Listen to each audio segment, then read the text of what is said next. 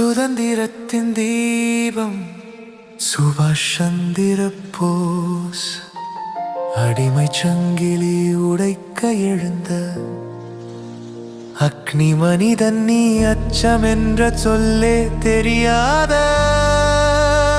ஆழ்மன உறுதி நீ ஜெய்ஹிந்த் என்ற முழக்கம் உயிர்க்குள் தீயாய் எரிய இரத்தமே ஆயுதமாகி இளைஞரை எழுப்பிய வீராணி தேசமே தெய்வம் என்ற தத்துவம் கற்றுத் தந்தாய். உடல் மறைந்தாலும் இன்றும் உன் கனல் கருத்துகள் வாழ்கின்றன.